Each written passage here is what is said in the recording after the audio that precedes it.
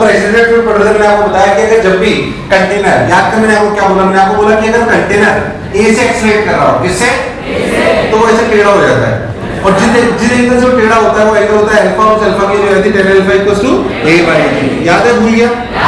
ये इसका एक एस्पेक्ट था। दूसरा एस्पेक्ट मैंने आपको सिखाया कि अगर आपको किसी भी h दूरी पर या कहीं पे भी आपको प्रेशर लिखना हो, जैसे मान लीजिए मैंने आपको बोला कि यहाँ से h हाइट पर आपको प्रेशर लिखना हो, या यहाँ से l दूरी पे लिखना हो, और ये a से चल रहा हो, तो मैंने आपको बताया कि इसका प्रेशर 3 तरीके से लिखा जा सकता है। इसका प्रेशर 3 तरीके से क्या लिखा जाता है, h rho g, या फिर rho l a। यार तुम्हें नहीं आया? वो l, अरे नहीं आया, याद है, भूल गया?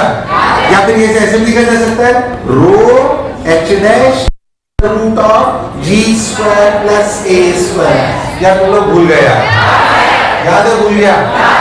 और मैंने आपको ये भी बताया कि वास्तविकता में इक्विप्रेशर लाइंस में बोला था क्या मैं? इक्विप्रेशर लाइंस में, हाँ, थोड़ा सा क्या वो ऐसे बस ऐसे भाई, इस जैसे अगर अपन हॉरिजॉन्टल कंटेनर लेते हैं तो अपन जानते हैं कि अगर ये अपनी सरफेस है तो ये हॉरिजॉन्टल लाइन में जितनी भी लाइन होगी क्या उनका प्रेशर सेम होता है? उनका प्रेशर सेम होता है। ऐसे अगर आपका कंटेनर मूव करता हुआ है तो ऐसे टेढ़ी लाइन जो भी होगी वो सब इक्विप्रेशर लाइंस कहलाएंगी। क्या कहलाएंगी? इक्विप्रेशर लाइंस। अब इनके सवाल कैसे आते हैं मेरी बात सुन लीजिए, पहले बताओ, पहले मुझे एक बात बताओ सब लोगों को, क्या ये और ये बात क्लियर है? ये और ये बात, इसमें कोई कष्टवाली बात कि भाई साहब कोई भी कंटेनर अगर एक एक्सेशन चले तो उसकी जो सरफेस टेढ़ी हो जाती है वो होती है tan alpha = a/g, tan alpha = a/g। कोई दिक्कत वाली बात नहीं है। ये लिख लिया, ये लिख लिया आपने, इक्विप्रेशर लाइन लिख लिया, अपने प्रेशर के बारे में समझ लिया कि भाई ऐसा ऐसा है। अब कभी कुछ भी सवाल आ सकते हैं, जैसे मान लीजिए कोई आपसे बोले कि भाई साहब ऐसे एक कंटेनर था, वो क्यूब था, क्या था? क्यूब। ऐसे पूछ रहा हूँ, मान लीजिए क्यूब था एकदम, उसकी साइड मान लीजिए 4 मीटर थी, कितनी थी?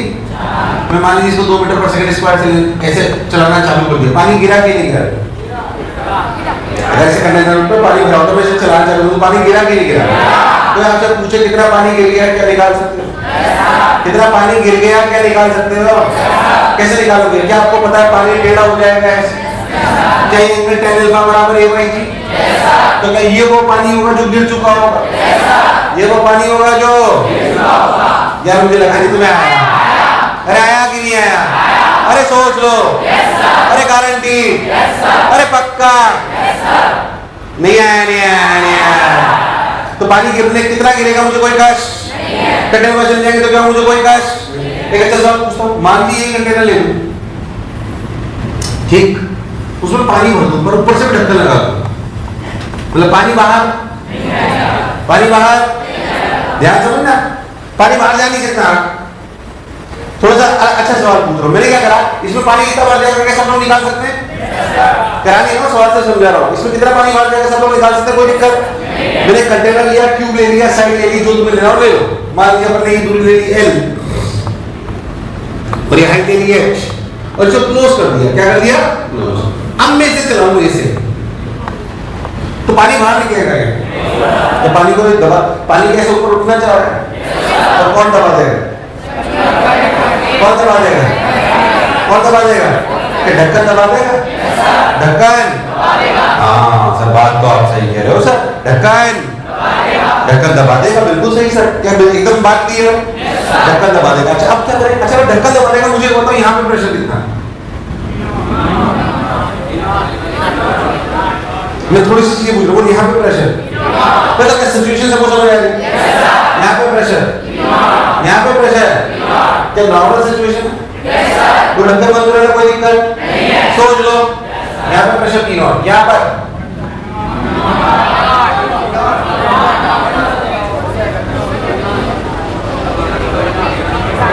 यहाँ पे प्रेशर, यहाँ पे 3 और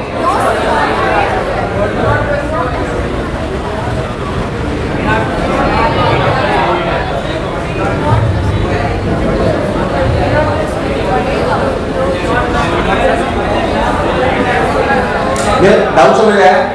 अभी 2 तरीके समझा दो। पहली बात, अगर ये पानी भरा हुआ होता तो क्या यहां से यहां तक का प्रेशर रो एल होता?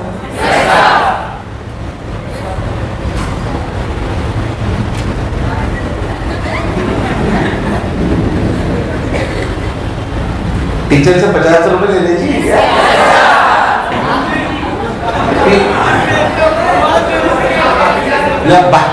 इससे अच्छे सवाल से बोल लेते तो यहाँ पे प्रेशर कितना? P not. देख लॉजिकली बात, अगर बेसिकली ये ऐसे उठना चाह रहा है पर इसको दबाव कौन बना रहा है? तो बेसिकली सोचो तो दीवार यानी कि छत उतना ही प्रेशर बना देगी जितना उसको चाहिए। तो जैसे मान लीजिए कि मैंने यहाँ दीवार लगा दी तो यहाँ पे प्रेशर तो उतना ही रहेगा क्योंकि दीवार ने दिया प्रेशर। अरे किसने दिया? नहीं आया। तो सोच अगर ये ऐसे चला जाता तो क्या यहाँ का प्रेशर रो एल होता? कितना होता? यार नहीं आया। लॉजिकली सोच, अगर मैं यहाँ पे पतला सा ऐसे सिलेंडर मान लूं तो ये सिलेंडर कितने से दौड़ रहा है? ए से। तो यहाँ का और यहाँ के प्रेशर डिफरेंस में प्रेशर डिफरेंस होना चाहिए, वरना दौड़ेगा कैसे? अगर प्रैक्टिकली सोचो तो जो पानी रूपी सिलेंडर है ये चल रहा है कि रुका हुआ है? वर्टिकल में तो कुछ है ही नहीं, पर हॉरिजॉन्टल में क्या चल रहा है? तो यहाँ पे P नॉट है तो यहाँ पे P नॉट प्लस। अरे नहीं आया। P नॉट प्लस यहाँ पे सब लोग बोलेंगे P नॉट प्लस। क्या वर्टिकल में चलेंगे तो सिंपली रो जी और हॉरिजॉन्टल में चलेंगे तो रो एल। अरे नहीं आया। अरे नहीं आया। जब मुश्किल में रहा सुबह क्या यहाँ पे P नॉट प्लस? क्या फील आ रही है थोड़ी थोड़ी? अरे डर तो नहीं लग रहा यार? अरे सोच लो यहाँ P नॉट यहाँ पे क्या नीचे आए तो क्या यहाँ में रो जी और जोड़ लो तो कितना? P नॉट प्लस रो एल ए प्लस रो जी एच। क्या यहां से लेकर यहां तक के सिलेंडर के बीच का डिफरेंस रो एल ए होना चाहिए, तभी तो ये चलेगा, वरना चलना पॉसिबल नहीं है। क्या जो मैं बोला चमका? क्या प्राण प्रखेरु? आया कि नहीं आया? अरे सोच लो। उदाहरण दो।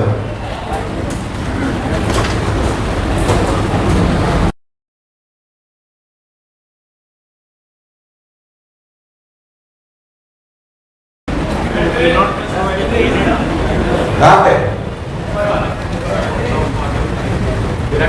हॉरिजॉन्टल में चलाया ना सर, यहाँ पे भी तो ऐसे ही कर रहे थे। यहाँ से यहाँ चले तो रो एल के बराबर नहीं आ गया था। रो जी एच डैश में एच डैश परपेंडिकुलर होता है। सिंपल, तू तो ऐसे फील कर, यहाँ से यहाँ चले तो ऐसे सिलेंडर मानो से फील आती है। इस सिलेंडर का एक्सेशन कितना है? ए, तो इसमें मास एक्सेशन कितना होता है? M A. तो ये P नॉट तो कैंसिल आउट हो जाएगा, बचेगा कितना? Rho L A. है कि नहीं? ऐसे फील करा कर। हालांकि अच्छे सवाल है कंसेप्चुअल, ऐसा नहीं कि कोई आसान सवाल में टाइम पास। उतार लीजिए।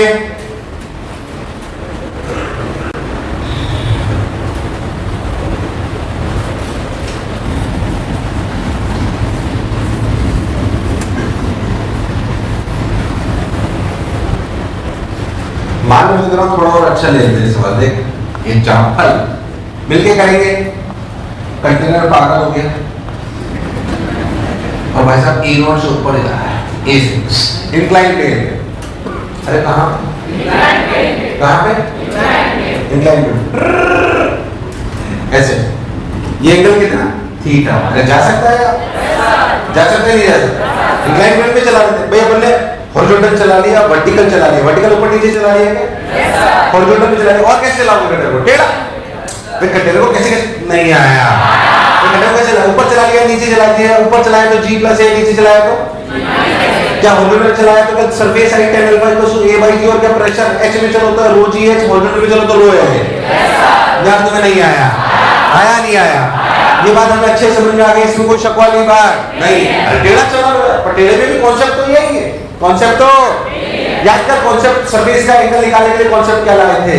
कॉन्सेप्ट लाए थे भाई साहब कि असलियत में कोई भी सरफेस पर जो पॉइंट है उसका उसके ऊपर net force around the surface zero होना चाहिए। मुझे लगा नहीं तुम्हें आया। अरे आया नहीं आया? ध्यान सुनना। मान लो कि भाई साहब रहती हो, भाई साहब मान लो कि सरफेस है ना ऐसे उसने, और इससे उसने एंगल कितना बनाया? अल्फा। समझ में आया? यार मुझे लगा नहीं लगा। अब ऐसे ना यहाँ पे एक सरफेस ऐसे ऐसे एक पॉइंट है, थोड़ा सा ये ऐसे और ये अपनी सरफेस, तो ध्यान दे ये एंगल अल्फा है। यार तुझे मेरी बात समझ नहीं आएगा? अरे आई कि नहीं आई? अरे सोच लो। तो सरफेस कौन है? ये इंक्लिनेशन है। यार तुम्हें नहीं आया? आया नहीं आया? है ना? अब अगर तू बहुत ध्यान से देख तो सोच, अगर चीटा बन के यहाँ बैठ जाओ तो इसमें एक तो लगा सूडो इधर MA0, चीटा बन के यहाँ बैठ जाओगे तो पार्टिकल पर क्या लगेगा? यार तुम्हें नहीं आया? क्या लगेगा? सूडो। और एक क्या लगेगा? Mg। क्या Mg नीचे लगेगा? Mg कहाँ लगेगा? नीचे। थोड़ा इधर का ध्यान देना, मैं तो कुछ और नहीं करूँ। पहले तो क्या बात एकदम क्लियर हुई?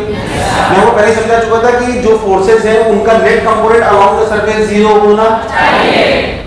किसके लिए? चीटे के लिए। जो चीटा कहाँ बैठा हुआ है? सरफेस। कहाँ बैठा हुआ है? तो अगर जो चीटा है सरफेस या कंटेनर पे जो बैठा हुआ है, जो कंटेनर पे अपना चीटा बैठा है, उस चीटे के लिए जो भी सरफेस में पार्टिकल है उस पर कुल मिलाकर net force along the surface 0 होना चाहिए। थोड़ा अच्छा सवाल है, कैलकुलेशन नहीं है पर कंफ्यूज मत हो ना, देखना गड़बड़ नहीं करो। ये Mg ये कितना? ये कितना? ये कितना? 90 नहीं है, वो दिख रहा है ऐसे नहीं। अरे है तो ये 180 माइनस अल्फा, याद नहीं आया? 180 minus 90 minus theta minus alpha. अरे तुम्हें नहीं आया? तो कितना? 180 minus 90 plus theta minus alpha. Yes और नो? तो basically 90 minus alpha minus theta. अरे तुम्हें नहीं आया? ध्यान से Mg का इस सरफेस के law component Mg cos 90 minus alpha minus theta. यार तुम्हें नहीं आया? और Ma का इधर कंपोनेंट है Ma cos अल्फा। ये दोनों बराबर होने चाहिए। तो ये कॉन्सेप्ट क्या कहता है कि along the surface net force 0 होना चाहिए। सरफेस का एंगल निकालने का तरीका है along the surface net force 0 होना चाहिए। तो देख क्या लिखा गया? Ma cos alpha. Ma कुछ गड़बड़ तो नहीं कर रहा?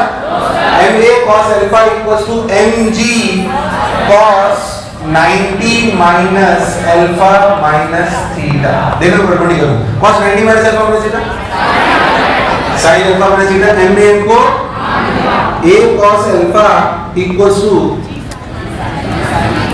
G sin alpha minus theta. What is alpha minus theta? sin alpha minus theta sin alpha cos theta minus cos alpha. अरे सही कर रहा हूं क्या? तो A by G ले लो, cos अल्फा को नीचे ले आओ। cos अल्फा को नीचे ले आओगे तो tan अल्फा बन जाएगा और ये क्या हो जाएगा? sin theta. यार मुझे लगा ही नहीं तुम्हें आया।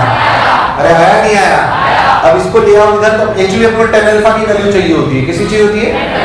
तो देख tan अल्फा की वैल्यू क्या है? tan अल्फा की वैल्यू हुई A, इधर sin ले जाएंगे तो A plus G sin theta. A plus G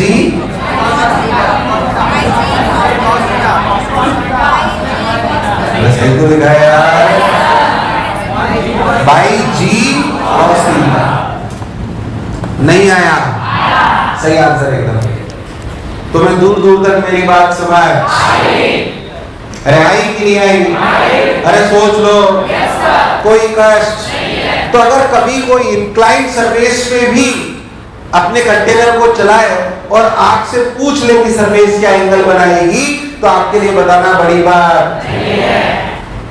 concept कोई पुराना है, ध्यान से सुन लो। कॉन्सेप्ट में कोई चेंज नहीं है। ये बेसिकली मैथ्स है, कॉन्सेप्ट नया नहीं है। क्या है? मैथ्स। समझ लो, टफ हो गया।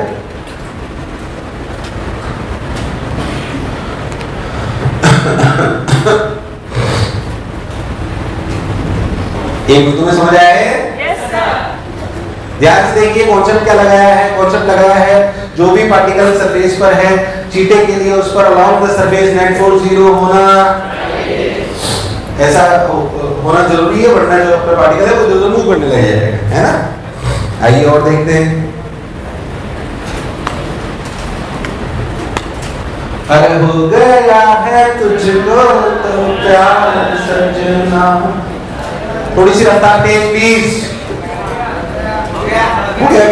मैं आपको शॉर्ट ट्रिक भी बता सकता हूँ कैसे। सुनो, ऐसे ऐसे कंटेनर होता है और वो ऐसे चलता है, तो ये अल्फा क्या आता है आपका? ए बाई जी। अब इसको ना ऐसे इमेजिन कर, इसको तो देख, ये हो गया जी कॉस थीटा। तो जो जहां पे जी होता था ना, यहां पे क्या होगा? यार तुम्हें नहीं आया। अच्छा, इधर एम ए तो आएगा ही, तो साथ में जी साइन थीटा हो रहा है, नहीं आया।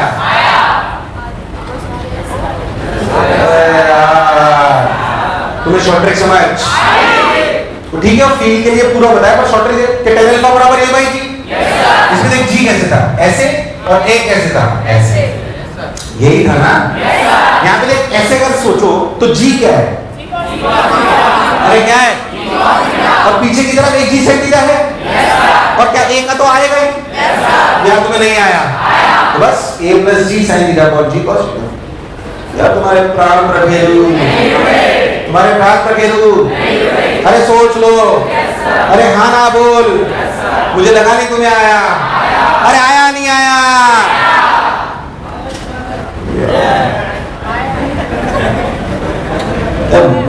आया कि नहीं आया? जल्दबाजी नहीं करना चाह रहा, तुम्हारा फ्लो निपटा दो। इधर देखो, बोलो क्लियर? इसमें और भी सवाल आप जैसे सोच रहे, कोई बोले मैं कंटेनर को छोड़ दूं, कंटेनर को छोड़ दो कि नीचे कितने से आएगा? तो ए की वैल्यू क्या हो जाएगी? अगर मैं कंटेनर को छोड़ दूं तो नीचे कितने से आएगा? कितने से आएगा? जी साइन थीटा। तो ए की वैल्यू क्या हो जाएगी? जी साइन थीटा माइनस जी साइन थीटा। अरे आपने तो ए ऊपर माना है, तो आपके लिए ए की वैल्यू क्या हो गई?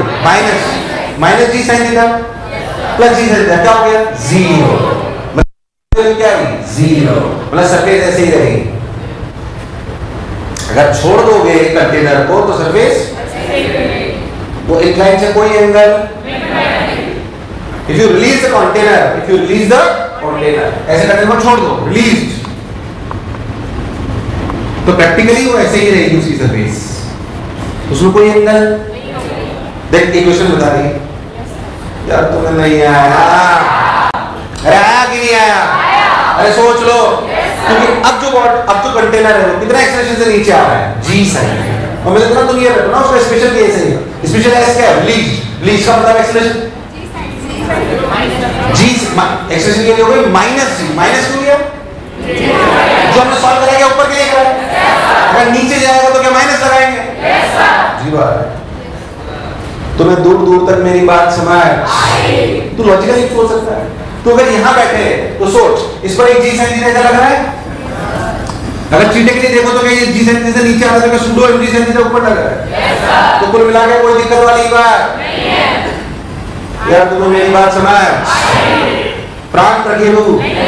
अब अपने मन से पूछ, अब अपने मन से पूछ, कंटेनर रुका हुआ हो, कहीं पे भी प्रेशर निकालने में तकलीफ नहीं है। क्या क्या पढ़ा चुका हूं बता रहा हूं। कंटेनर रुका हुआ हो, किसी भी शेप एंड साइज का हो, मेरे लिए प्रेशर निकालना बड़ी बात नहीं है। दो लिक्विड भी भर दूं तो भी कोई दिक्कत नहीं है। ट्यूब में दो लिक्विड भर दूं मुझे कोई दिक्कत नहीं है। अरे हाँ ना बोल यार। अगर मैं कंटेनर को ऊपर ले जाऊं, नीचे ले जाऊं, कोई तकलीफ नहीं है। हॉरिजॉन्टल में ले जाऊं कोई तकलीफ नहीं है। टेढ़ा ले जाऊं कोई तकलीफ नहीं है। अब कंटेनर को घुमाओ, कंटेनर को ड्रम लो, पानी भर लो, जुर जुर जुर। क्या होता है? अपने मन से बताओ क्या होता है? देखना देखने दो। अब आप कंटेनर को क्या कर रहे हैं? Rotating drum. क्या चीज? मन से बताओ कि अगर आप एक ड्रम में पानी भर दो, उसे घुमाओ, क्या होगा? लॉजिक जो तुमने देखा है वो बताओ क्या होता है। चलो बताओ, सब लोग सोचो, अपने मन में इमेजिन करो कि अगर अपन ड्रम को घुमाएंगे तो क्या होगा। अरे सब लोग बताएंगे भाई ऐसे मत करिए, जल्दी बोलिए।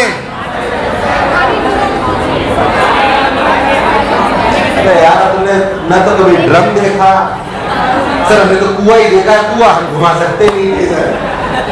ड्रम देखा ही नहीं देखा? किसी बाल्टी में पानी भरा हुआ देखा है? बाल्टी को घुमाओ क्या होगा? सर हम चुपचाप नहाने जाते सर, फालतू के काम हम नहीं करते सर। क्या होता है बताइए? पानी का लेवल यही रहता है। कहाँ ज्यादा होता है? साइड में कि बीच में? और बीच में आपने तो ऐसी अरे नहीं आया, वही निकालेंगे अब हम, वही निकालेंगे हम। तो लिखिए हेडिंग डालिए रोटेटिंग ड्रम, हेडिंग डालिए रॉकेटिंग रोटेटिंग ड्रम। आइए दूसरा बात है में देगा भैंसों के साथ। रोटेटिंग ड्रम फालतू ज्यादा टाइम का आप नहीं करते, बढ़िया मेथड से आपको समझाता हूँ, आपको अच्छा लगेगा। कि सारा ये नहीं समझ नहीं आया। मान लीजिए आपका ड्रम क्या है, अब आपने इसको घुमाया ऐसे ओमेगा से, कितने से? आपने अगर ध्यान से देखा हो तो शेप ऐसी हो जाती है। अरे होती नहीं होती है ना इस शेप। इस शेप की इक्वेशन निकालना हमारा धर्म है।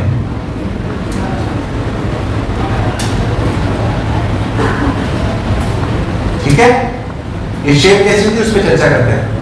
बहुत लॉजिकली सुनते हैं, अभी भी कॉन्सेप्ट कोई है। यहां से एक्स पे जा रहा हो और ऐसे एक पार्टिकल ले लो, ये बाई से ओरिजिन मानते हो, ये बाई पे इस पार्टिकल की अभी भी एक बात है कि अगर चीटा बन के आप सरफेस पर बैठे हो तो इस पे net force along the surface 0 होना चाहिए। कॉन्सेप्ट तो बार-बार वही है, कॉन्सेप्ट तो बार-बार नहीं आया। मैंने क्या बोला कि अगर आप एक्स पे जाके बाई दूरी पे एलिमेंट लो जो आपने ऐसे लिया सरफेस पर, कहां पर? सरफेस पर, तो आपको समझ में आ रहा है सरफेस पर जो पॉइंट है उस पर नेट फोर्स चीटे के लिए, चीटा कहां बैठा हुआ है? सरफेस पे, कंटेनर पे, जहां आपको मानना कोई बुराई वाली बात नहीं है, उसके लिए इस पर नेट फोर्स 0 होना चाहिए अलोंग द सरफेस। कैसे? अब चीटे ने बोला मेरे लिए तो दो फोर्स हैं, एक तो नीचे mg और दूसरा centrifugal n omega square x। सब तुम्हें नहीं आया कितना? नहीं आया। अरे नहीं आया। मान लेते हैं कि ये जो टेंजेंट ऐसे डला हुआ है,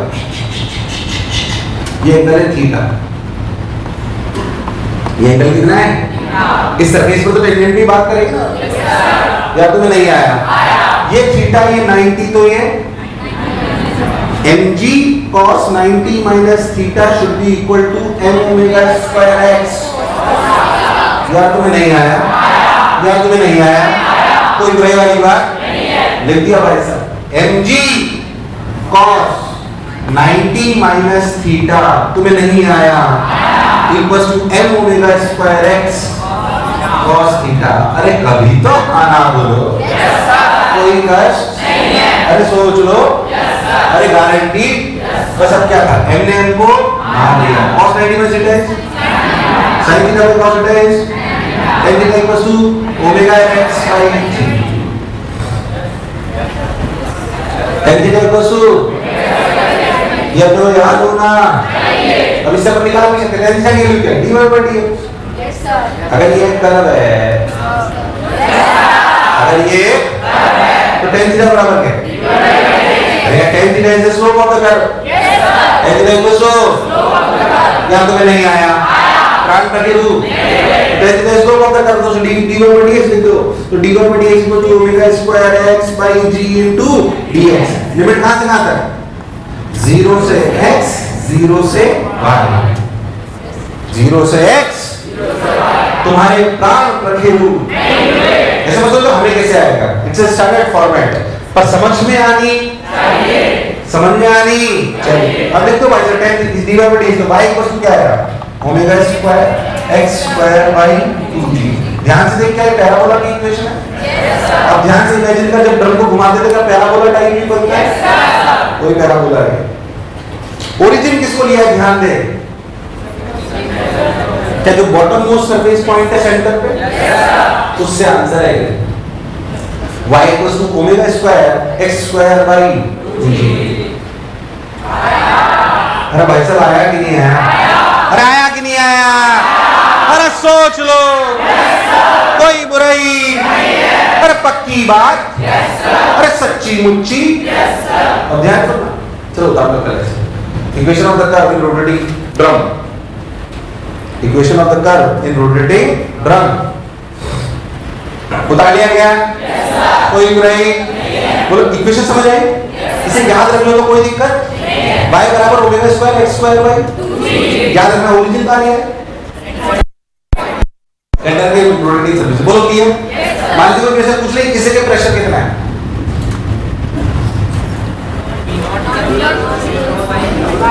मैं इसे प्रेशर पूछ दे।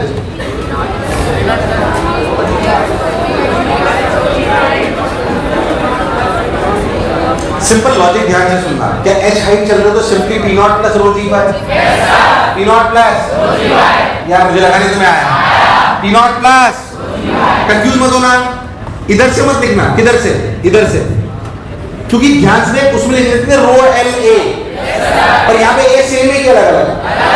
ओमेगा स्क्वायर x चेंज हो रहा है। यार तुम्हें नहीं आया? नहीं आया? नहीं आया? याद कर जब एक्सीलरेटिंग करने होता था क्या दोनों तरफ से लिख लेते? रो जी एक लिख सकते थे और रो, पर यहाँ पे रो एल ए लिखना इतना आसान क्यों नहीं आसान? क्योंकि एक कंटिन्यूसली तो वर्टिकल में डायरेक्ट लिख लो। वर्टिकल से कितना है? यहाँ कितना? p not. अरे भाई यहाँ कितना? तो यहाँ कितना? p नॉट प्लस रो जी का। यार तुम्हें नहीं आया? अच्छा कभी पूछ ले यहाँ से 2 सेंटीमीटर पे प्रेशर बताइए, तो आप इधर से 2 सेंटीमीटर करने की बजाय क्या 2 सेंटीमीटर x दे रखा है तो क्या y निकाल लो? अच्छा y कहाँ से निकालो? यार तुम्हें नहीं आया? y कहाँ से निकालो? बोलो क्लियर है? यार नहीं आया? नहीं आया? नहीं आया? नहीं आया? नहीं आया? अरे बोल तो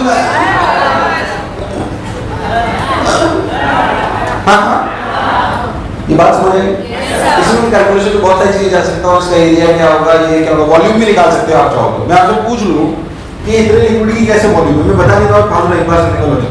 ये जो पानी ऐसे गया ये वॉल्यूम कितनी, सोच के बताता हूँ कैसे निकालते हैं। ऐसे एक्स पे जाओ, अब तो पूछ लीजिए वॉल्यूम कितनी, ये 3D में चलेगा? किस में चलेगा? 3D में। अभी कोई बहुत ज्यादा जरूरत नहीं उसकी। यहाँ से एक्स पे जाके ds का एक एलिमेंट है, मैं तो ऐसे सिखा रहा हूँ। अरे यार हाँ ना दो ऐसे एक सवाल अगर आपको पूछ रहे तो इसकी वॉल्यूम निकालना भी इसको बड़ी बात है। यहाँ पे एक्स जगह क्या ले लो, ये तो डालिए ना तुम लोग, ये तो डालिए तुम लोग। अभी थोड़ा कचरा कर लेते हैं। एक्स पे जगह ds का एलिमेंट, क्या ये दूरी y? तो देख ये एरिया कितना हो, y ds कितना हो? अभी पूरा यूं घूमा तो वॉल्यूम हुई 2πx into y dx, 2πx into। अगर टोटल वॉल्यूम चाहिए तो क्या इंटीग्रेट कर लो 0 to r, 0 to यार तुम्हें नहीं आया? अरे कभी तो हाँ ना बोल। मान लीजिए आपने सवाल से पूछ लिया कि भाई साहब अगर ये कंटेनर की हाइट है तो बताओ क्या होगा, कैसे निकालोगे, क्या करोगे, कैसे आप hmax निकालोगे? मान लीजिए आपने hmax निकाला, क्या hmax निकालने के लिए x की वैल्यू r रख दो, x की वैल्यू क्या रख दो?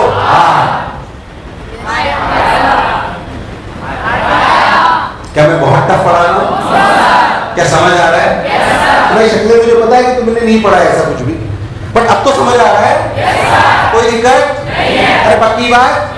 तो ऐसे कई तरह की बातें आपसे पूछी जा सकती है, आपको क्लैरिटी होनी। जैसे भूख रोटी नोट में आपको अच्छा सवाल और करता हूँ, देखो ध्यान से, चलो अच्छा लगेगा। कैसे सवाल है वो? था इसी पे बेस, बच्चों को पता ही नहीं पड़ा। बढ़िया सवाल है, अगर बुद्धि चलाएगा तो। उन्होंने क्या करा, 3 लिंब ले लिए ऐसे, ध्यान सुनना अच्छे से। उन्होंने क्या करा, ऐसे 3 लिंब ले ली। लिंब समझते हो? ऐसे लिंब ले ली 3 डंडी है ऐसे, इनमें तीनों में इन्होंने पानी भर लिया ऐसे। एल हाइट तक, कितनी हाइट तक? L height. अब उन्होंने क्या करा, जैसे एल हाइट तक पानी भर दिया, ठीक है अच्छा लगा। उन्होंने क्या करा, इस बीच वाली क्या बाउंड्री से घुमाना चालू कर। फिर तो होकर क्या घुमाना चालू कर, क्या पानी उधर चढ़े और क्या इधर भी चढ़े? यार हाँ बोल। उसने पूछा find out the omega when the water level in the middle limb become 0।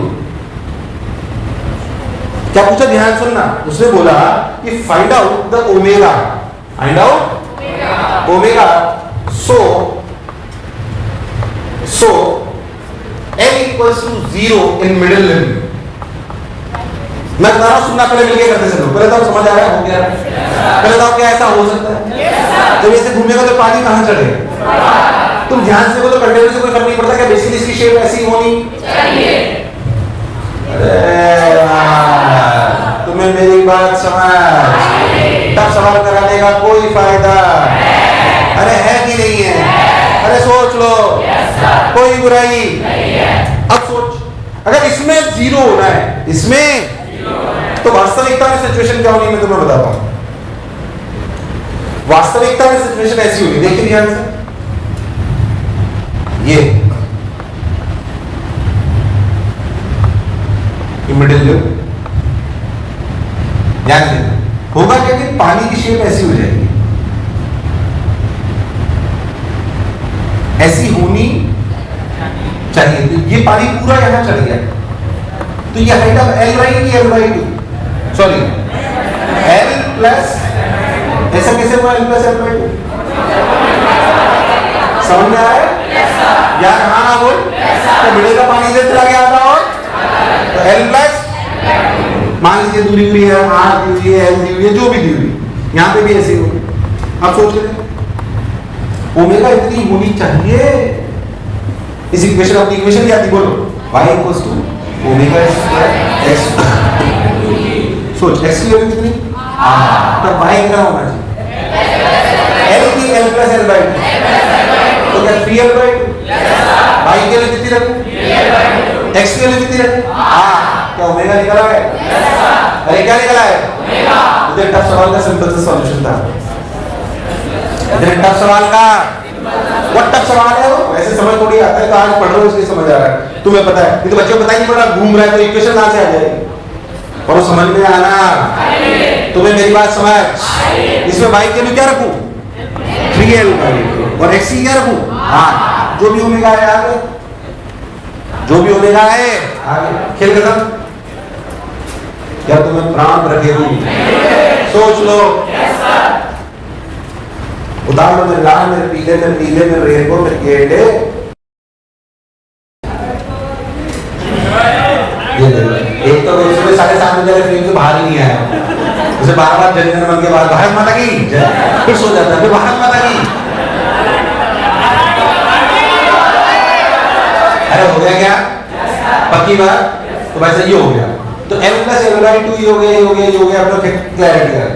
अगर इस तरीके में कोई भी सवाल आएगा तो अपन कर लेंगे, इसमें कोई शक वाली बात नहीं है, और चलते हैं आगे। अब अपन क्या करें, देखें यहां से, मान लीजिए कि अपन और क्या होता, टाइम पास नहीं, तो अगर ड्रग घूम रहा हो, चल रहा हो, सीधा चल रहा हो, टेढ़ा चल रहा हो, हॉरिजॉन्टल में चल रहा हो, ऊपर चल रहा हो, नीचे चल रहा हो, कोई दिक्कत नहीं है, अरे सोच लो। चलिए भाई नेक्स्ट, अब अगर हम बहुत ध्यान से चलते हैं भाई, नेक्स्ट ये सिंपल सी बात, आप सब लोग जानते हैं, बोलते हैं पास्कल्स लॉ, क्या बोलते हैं, पास्कल्स लॉ, सुना होगा तुम लोगों ने, देख लिया आपसे,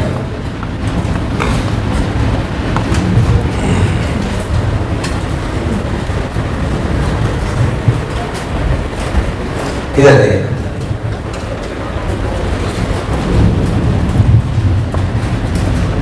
पास्कल्स लॉ कोई खास बात नहीं, उसको टाइम पास नहीं करते हैं, पास्कल्स लॉ आपने जरूर सुना होगा, ये जानते होंगे आप।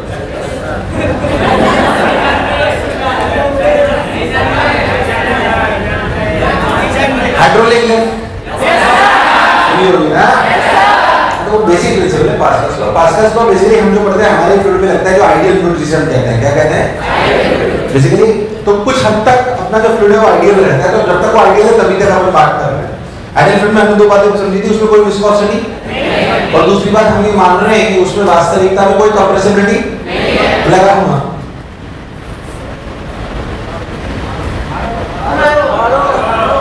उसमें कोई कंप्रेसिबिलिटी नहीं है, मतलब सिर्फ दवाई में तो उसमें कोई वॉल्यूम में चेंज नहीं है, ऐसा अपन मानते हैं। तो पास्कल्स लॉ सिंपली कहता है कि अगर, क्या कहता है ध्यान रखना, कि अगर कोई भी चीज, जैसे मान लीजिए आपने से बोला कि मैंने कोई भी कंटेनर लिया, उस कंटेनर में मान लीजिए मैंने इस पे एक पिस्टन लगाया और इस पे से फोर्स लगाया, इस फोर्स की वजह से यहाँ पे मैंने एक्स्ट्रा प्रेशर क्रिएट करा।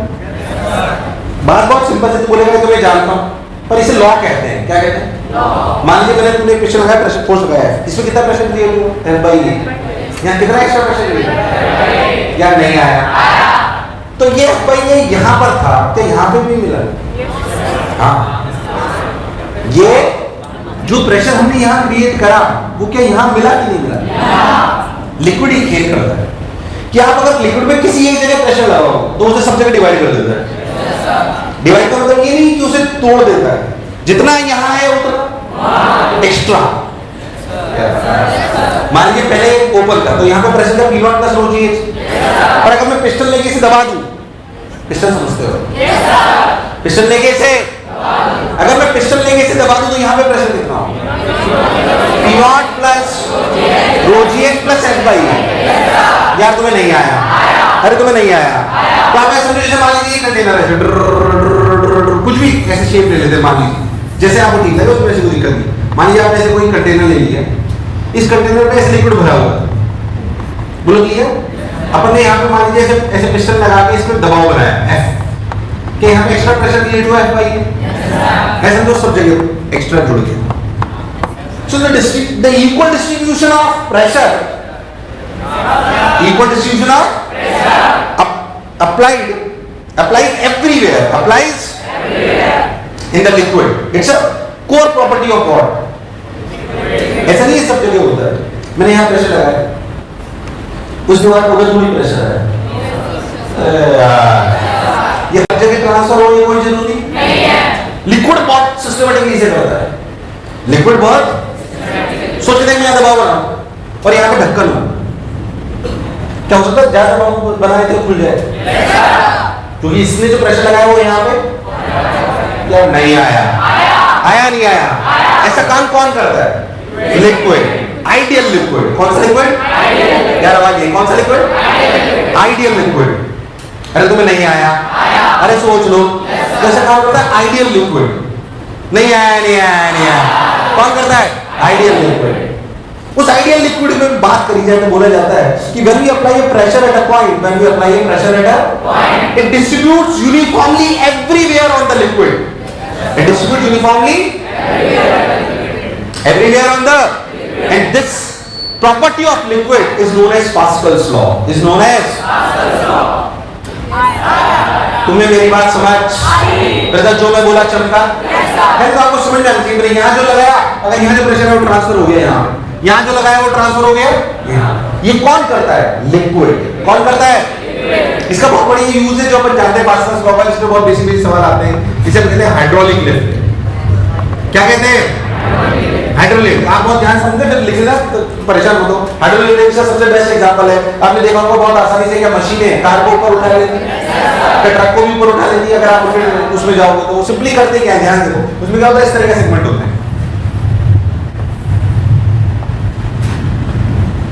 ऐसा नहीं है, बड़ा पिस्टन है, ये लिक्विड भरा हुआ इमिसिबल बढ़िया आइडियल फ्लूइड, बच बच बच बच बच बच ऐसा सोच आप। ये एरिया ए है, कितना है?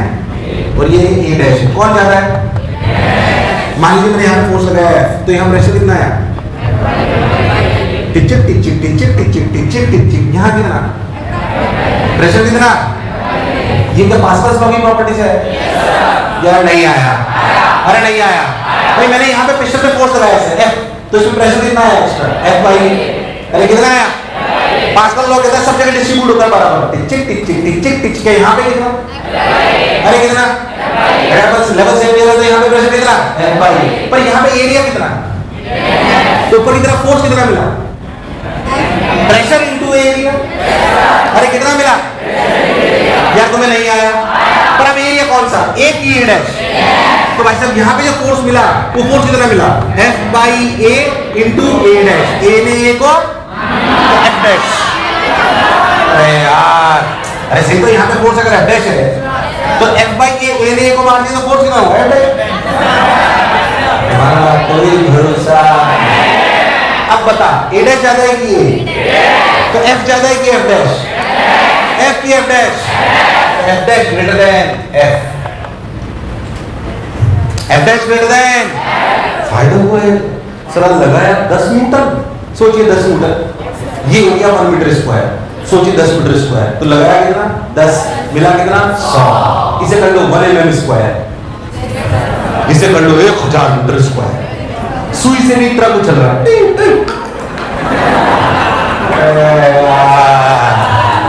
नहीं आया। आइडियली ऐसा होना, प्रैक्टिकली इतना नहीं कर पाते क्योंकि लिमिट के बाद आपका फ्लूइड आइडियल रहता नहीं है, और भी बहुत सारी कंसेप्ट, बट बेसिक कंसेप्ट को अपन समझे। क्या फायदे का होता है कि नुकसान? हो सकता है एक आदमी कार को उठा रहा मान लीजिए तू 50 न्यूटन लगा सकता है, अगर उधर एरिया तूने 100 गुना कर दिया तो 50 न्यूटन की जगह क्या 5000 न्यूटन की कार उठा ले? अरे नहीं आया यार, अरे आया नहीं आया, सिंपल। ऐसे हम करते भी। This is known as what? Hydraulic. गजब यूज है हाइड्रोलिक लिफ्ट। लिक्विड भरा होता है हाइड्रोलिक लिफ्ट में, पता जो बोला चलता। It is simply based on what? Pascal's. कौन सा लॉ?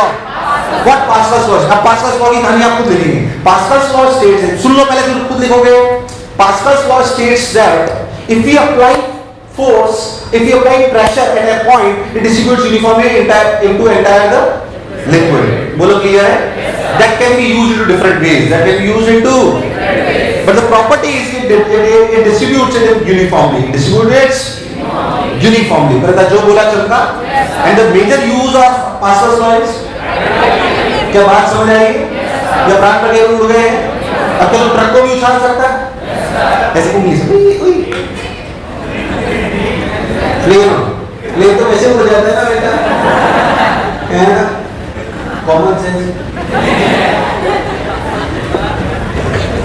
तुम्हारी इच्छा जो लिखो।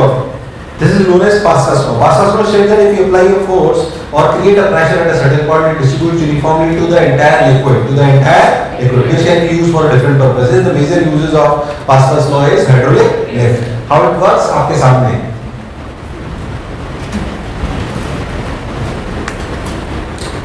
ट्रक रखो, स्कूटर रखो, कार रखो रे, जो तुम्हारी इच्छा हो वो रखो रे। ओए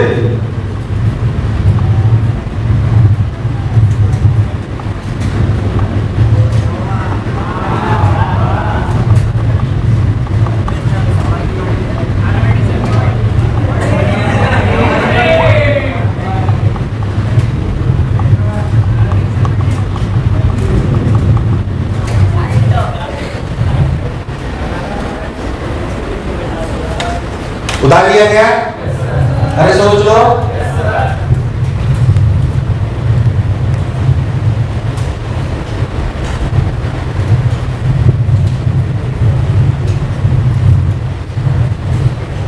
कई लोगों ने बराबर बना लिए, थोड़ा बड़े छोटे बनाओ ले। कॉमन सेंस तो लगाया करो। पहले बोला ये लो सर, इधर एक ही डंडी। चला लो, बता लिया गया। अब हो गया।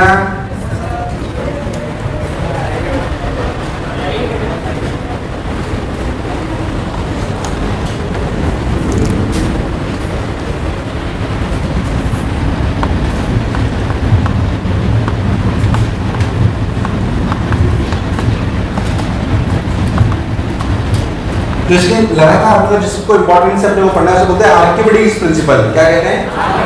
क्या आर्किमिडीज प्रिंसिपल से फोर्स ऑफ बायनेंसी आया था? मेरा फोर्स ऑफ बायनेंसी। फिर तो क्या पास्कल लॉ सबको समझ आया? यार आवाज नहीं आना बोले यार। आर्किमिडीज प्रिंसिपल बहुत इंपॉर्टेंट है, कहते हैं जो अपने फोर्स ऑफ बायनेंसी से फील करने का प्रयास करें सब लोग, अच्छा लगेगा आप लोगों को। सुनाएगा फोर्स ऑफ बायनेंसी? फोर्स ऑफ बायनेंसी कितना होता है सुना है कभी? क्या होता है? V rho G। क्या होता है? अब इसमें ना बहुत सारी मैकेनिज्म घुसाई जा सकती है, इससे पहले उसको समझने की आर्किमिडीज प्रिंसिपल करता क्या है। आपको अगर समझ आएगा तो आपको अच्छा लगेगा। देखिए ध्यान से इधर आर्किमिडीज प्रिंसिपल क्या कहता है। आर्किमिडीज प्रिंसिपल देखिए ध्यान से। मान लीजिए मैं आपसे बोलूं कि कंटेनर है, क्या है? पहले समझने का प्रयास करें जो मैं कह रहा हूं उसको, ताकि फील आइए आपको। मान लीजिए कंटेनर है, इसमें रो लिक्विड का रो L लिक्विड का एक पानी भरा हुआ है, ठीक है, अच्छी बात है। इस पानी में या पानी में या लिक्विड में तो एक इमेजिनरी बॉल मान ले। क्या मान ले? इमेजिनरी बॉल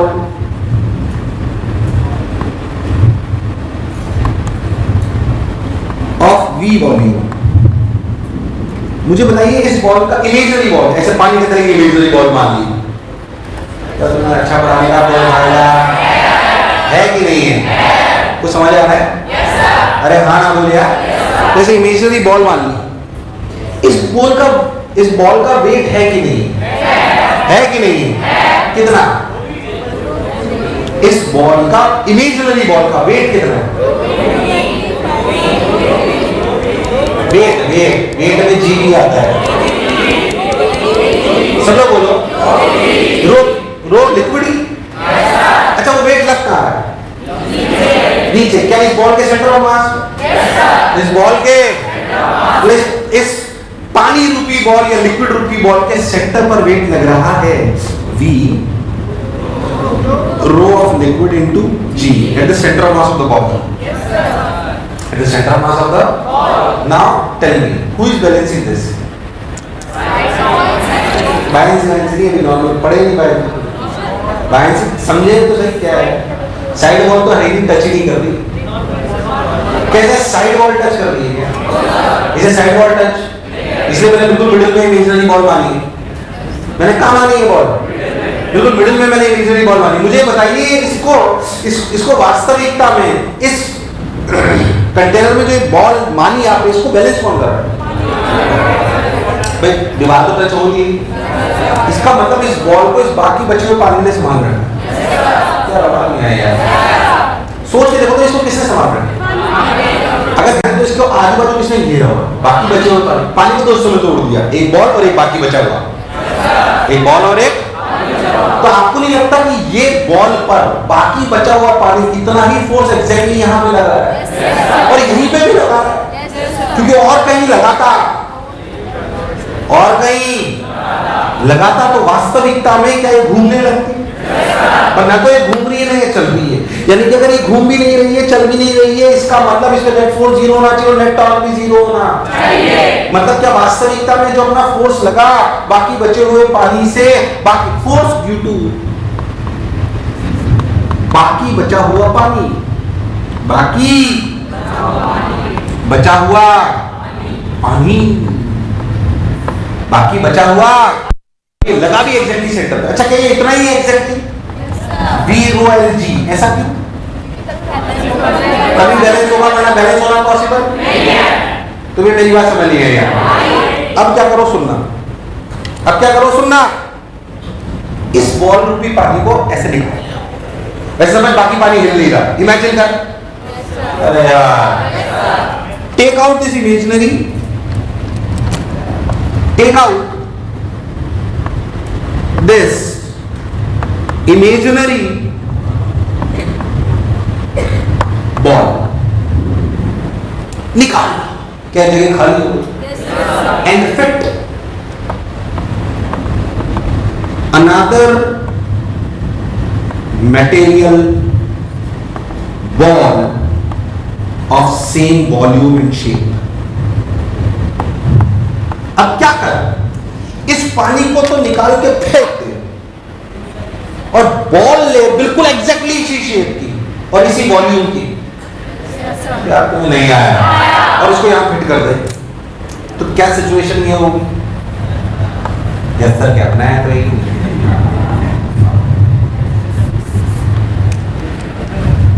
ऐसे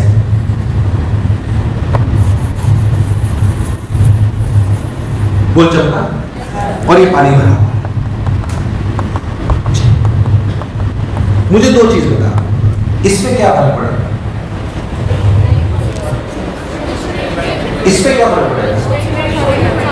इस पे कोई फर्क, ये पानी तो पहले जैसा था वैसा भी हो। यार तुम्हें नहीं आया यार, ये पानी तो पहले जैसा था वैसे, तो इस पे कोई फर्क। तो इस बॉल पे अभी भी क्या इसके सेंटर पर ऊपर की तरफ फोर्स लगेगा जिसे बोलोगे V रो L G। इसे ही फोर्स ऑफ बायन्सी कहते हैं, इसे ही। तुम्हें मेरी बात समझ अरे आई कि नहीं आई यार? अरे अगर उस बॉल को हटाकर हमने बाकी बचे हुए पानी की चर्चा करी, वो तो अभी भी वैसा ही था जैसे पहले, वो तो अभी भी वैसा ही था जैसे। यार तुम्हें नहीं आया? आया कि नहीं आया? अरे सोच लो, अरे कोई दिक्कत, अरे पक्की बात, बहुत बढ़िया सर। तो अपने force of buoyancy equals to V rho L G, V। यार तुम्हें नहीं आया?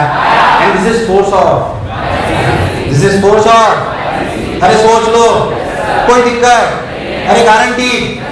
पर जो बॉल है उसका वेट इतना ही है कि उसका अपना अलग वेट, वो क्या लिखेंगे? V into density of material, into density of material। अच्छा वो कहाँ लगेगा? सेंटर मास किसका? क्या ये किसका सेंटर ऑफ मास है?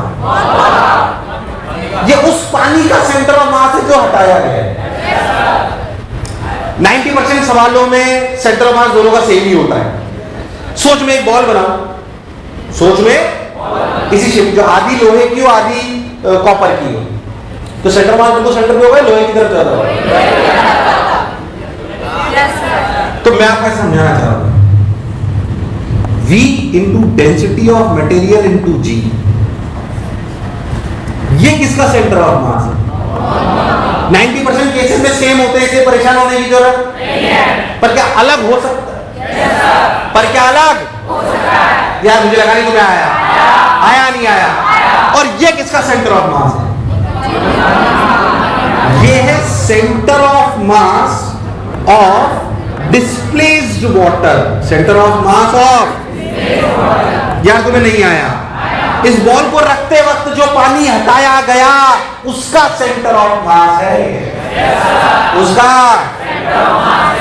तुम्हें मेरी बात समझ? अरे आई कि नहीं आई? अरे पक्की बात? अरे गारंटी कि नहीं आई भाई साहब? तो बायंसी इज व्हाट? जब बॉडी को रखते वक्त जो पानी हटाया जाता है उतना ही उसके बराबर का वेट क्या ऊपर लगाता है, बाकी बचा हुआ पानी। क्यों? क्योंकि अगर वो पानी वहां होता तो क्या वो उसे संभाले रखता? क्योंकि वो पानी वहां होता तो वो उसे, मुझे लगा नहीं तुम्हें आया, इसलिए ऐसे लगा। और ये जो बाकी बचा हुआ पानी फोर्स लगाता है इस बॉडी पर, उसे क्या बोलते हैं? बायंसी। वो होता है PV is what? Volume. Rho L is what? Density of what? Liquid. G क्या है? G क्या ऊपर लगेगा? अरे कहां लगेगा? ऊपर। अरे आया नहीं आया? कहां लगेगा? ऊपर। ऊपर। अच्छा इसका पॉइंट ऑफ एप्लीकेशन कहां होगा? बॉडी के सेंटर ऑफ मास पे या centre of mass of displaced water? तो पहली बात आप ध्यान सोचो, नॉर्मल लिक्विड में जब आप भरा होता है तो बायंसी कहां लगती है? ऊपर। क्या लगती है? V into density of liquid into G। V into density of liquid into G। नहीं आया? और इसकी point of application of force क्या होता है? Centre of mass of displaced water, centre of mass of, अरे नहीं आया? सेंटर ऑफ मास ऑफ, नहीं आया, नहीं आया, नहीं आया। अरे सोच लो, कोई बुराई? कुछ कुछ बात समझ आई? और ये जो बॉडी है उसका वेट तो वही लगेगा जहां पे उसका खुद का। हाँ 90% सवालों में, 95% सवालों में centre of mass of centre of buoyancy, इसे बोलते हैं सेंटर ऑफ बायंसी, और इसे बोलते हैं centre of mass of the body. तो दोनों लगभग कैसी जगह पे होते हैं? पर अगर अलग हो, अब सोचिए बॉडी ऊपर जाएगी, नीचे जाएगी, घूमेगी, कुछ भी हो सकता है। सोच अगर ये ज्यादा हुआ तो क्या ऊपर जाएगी? ये ज्यादा हुआ तो क्या? अगर दोनों अलग अलग जगह पर है तो क्या घूम भी सकती है? Anything can happen, anything can. इसमें कोई खास बात बोल।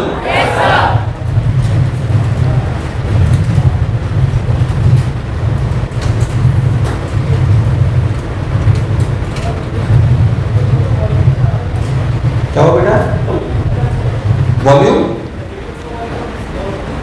नहीं बेटा, मैंने सेम वॉल्यूम की बॉल ली है तभी तो समझा पाया क्या? हाँ हाँ, बचा हुआ लिक्विड तो ये है, बाकी बचा हुआ तो ये है, इसमें कोई चेंज नहीं है, इसमें कोई चेंज नहीं है। हमने इस पानी को ऐसा इस पानी में निकाल के बाहर फेंक दिया, इससे क्या फिट कर दी? तो बाकी बचे पानी में कोई चेंज, तो उसने जो फोर्स लगाना उसमें भी कोई चेंज।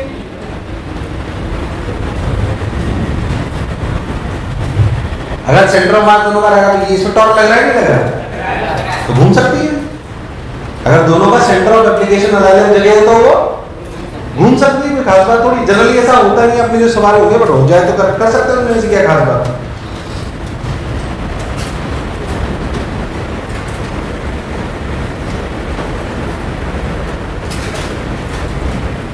तो बायंसी बेसिकली इस तरीके। अच्छा लॉजिकली एक बात समझिए, इस वाले केस में थोड़ी सी बात कर रहे हैं।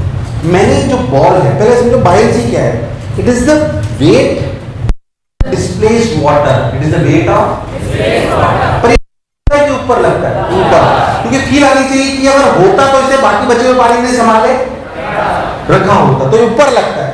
ये उतना ही लगता है जितनी इसकी वॉल्यूम है, डेंसिटी ऑफ लिक्विड इनटू जी, और ये उसी सेंटर मास पे लगता है जहां पे होता। पहले था जो मैं बोला चलता। अच्छा, कोई जबरदस्ती पूरी बॉडी डुबोए कैसे हो सकता है? मैं आधी बॉडी तो पार्शियल फील्ड हो कभी, उसकी इक्वेशन बैलेंसिंग बात पे करेंगे, वो एक अलग बात है। पहले मैंने एक सिंपल सी बात समझते हैं। मान लीजिए मैं आपसे बोलूं कि मैंने अपने हाथ एक लिक्विड है, ठीक।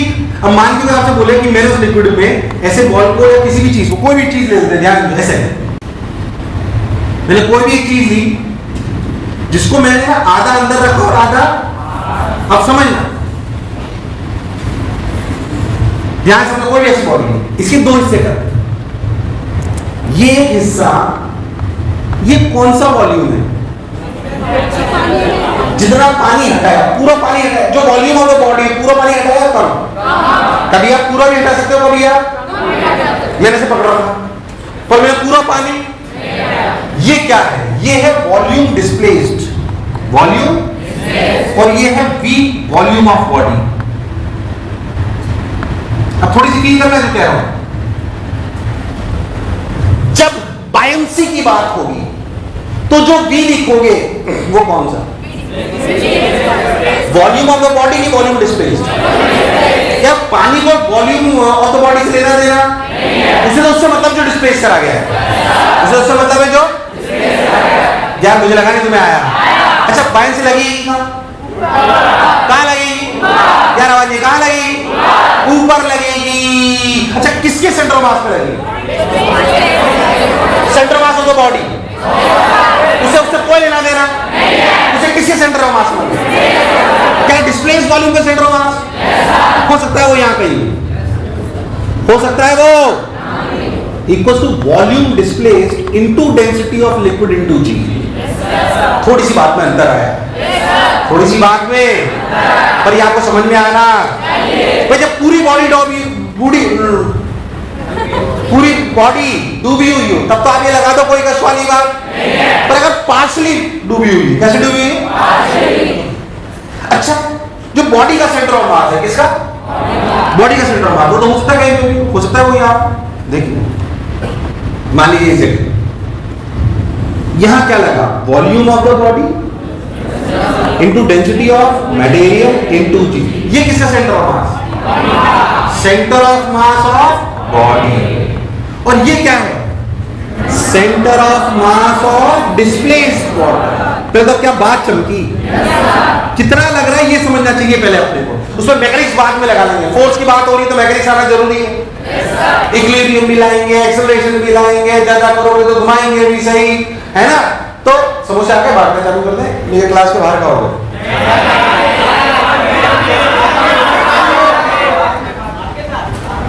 मेरे साथ ला जाओ। तो सेंटर ऑफ मास और डिस्प्लेस्ड वाटर लिक्विड, वैसा जो बोला चमका, या मुझे सही लगा तुम्हें नहीं आया? क्या बात अच्छे समझ आएगी? अभी बैलेंसिंग के बारे में मत सोचो, क्या दिस इज अ रियलिटी?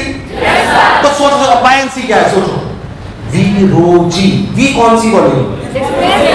कभी बायंसी सोचो तो सोचो, बायंसी लगती है ऊपर, बायंसी लगती है बेसिकली, ठीक है सेकंडली, बायंसी लगती है ऊपर। ये बेसिकली वो फोर्स है जो बाकी बचा हुआ पानी लगाता है, जो बाकी बचा हुआ पानी लगा, अरे नहीं आया, बाकी बचा हुआ पानी लगाता है, मुझे लगा नहीं तुम्हें आया, अरे सोच लो, तो बाकी बचा हुआ पानी लगाता है, हमें समझना जी ऊपर लगता है, ये लगता है वी रो जी। पर वी ये वॉल्यूम ऑफ द बॉडी हो, ये जरूरी नहीं है, ये उस पानी की वॉल्यूम है जो डिस्प्लेस।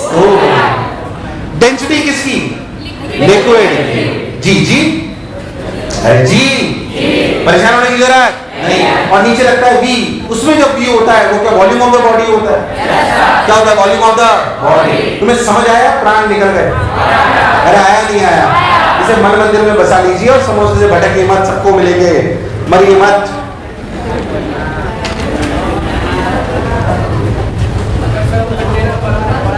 तुम तो ऐसा सोचो ना कि अगर जिस जगह पानी होता तो क्या पानी संभाल के रखता? ये पानी तो वही फोर्स है।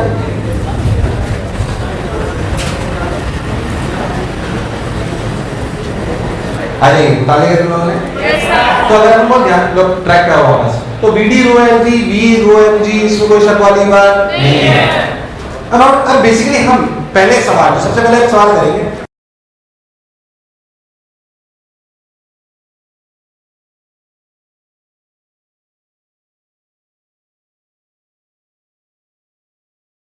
तो अपन ने हाँ क्या हुआ?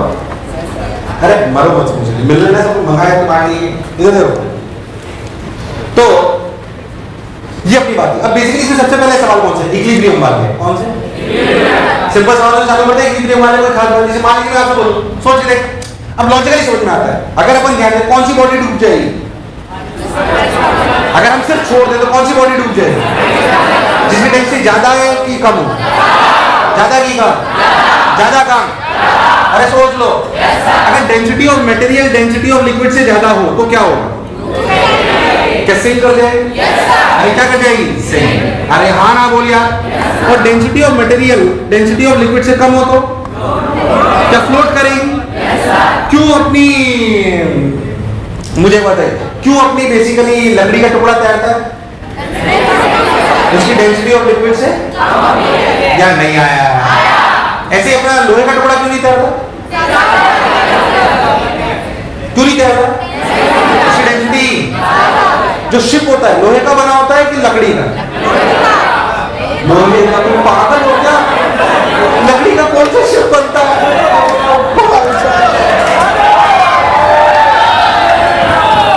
अच्छा तुम यही सोचते हो टाइटैनिक इसलिए डूबा था क्योंकि लकड़ी टूट गई थी।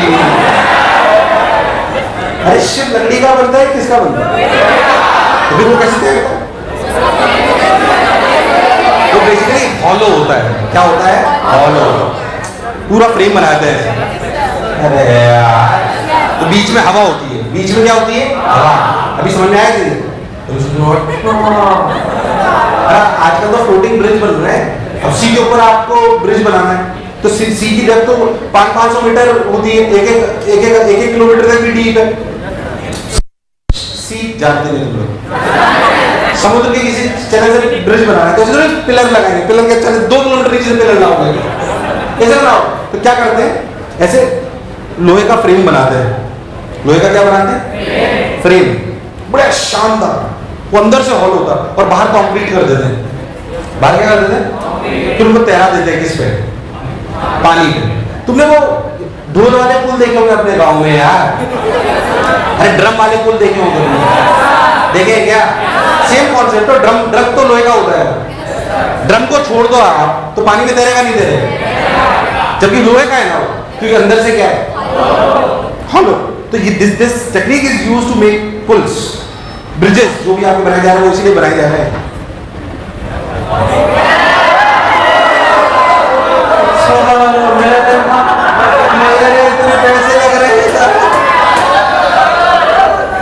तो ढोल वाले पुल तो बेसिकली यही करते हैं। आगे जाके पुल जो बन रहे हैं तो क्या ऐसे कंक्रीट के बड़े बड़े फ्रेम्स बनाते हैं उन्हें एक साथ अलाइन कर देते हैं फिर उन पे पिलर खड़े करते हैं ऐसे।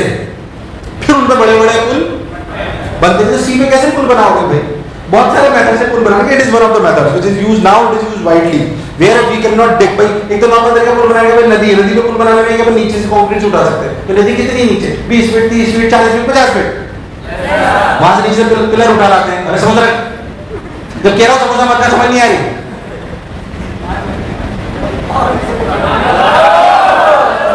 पता ही नहीं पड़ रहा समोसा मर जा रहा बिल्कुल। बहुत ही भिखारी टाइप का। तो ऐसे ब्रिज बनाए जाते हैं। खैर मैं ट्रैक से बाहर हो गया। हमने बोला ऐसे फ्लोट करने के और भी बहुत सारे तरीके हैं। बट एक नॉर्मल बॉडी जो सॉलिड बॉडी है ऐसा नहीं जो सॉलिड बॉडी है उसमें अगर ऐसा होगा तो ये फ्लोट करेगा और ऐसा होगा तो ये सिंक। अब मान लीजिए अपन बिल्कुल सिंपल सी बात करते हैं। मान लीजिए आपको बोला जाए कि ऐसे एक क्यूब है जिसकी डेंसिटी मान लो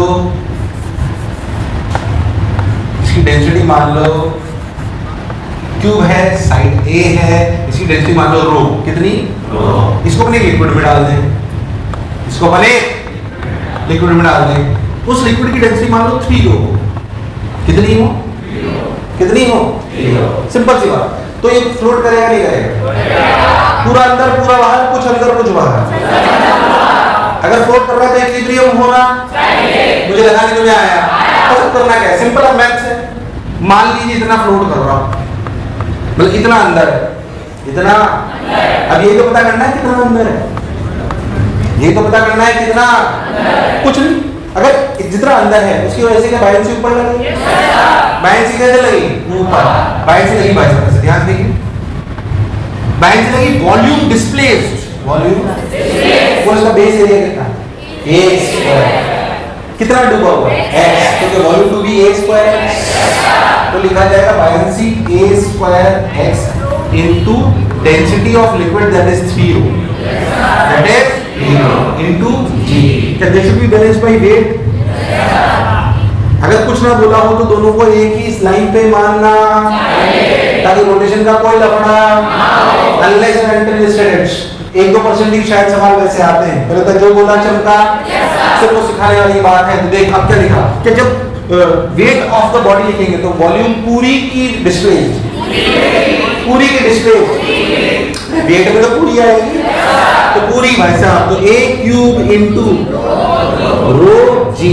अगर बैलेंसिंग है तो दोनों बराबर होना चाहिए, बस बराबर कर दो तो क्या लिखा? a square x 3 rho g equals to a cube rho g. Rho g ने रो जी को मार दिया, क्या x की वैल्यू आई a/3? x की वैल्यू क्या आई? a/3। इतना अंदर है। अब मेरी बात सुनो, मैं डेंसिटी कुछ भी ले लेता और इसकी भी कुछ भी ले लेता, क्या सवाल कर सकता था? क्यूब के साथ कोई भी सवाल क्या कर सकता था? यार मुझे लगा नहीं तुम्हें आया कि नहीं आया? अरे सोच लो, कोई कष्ट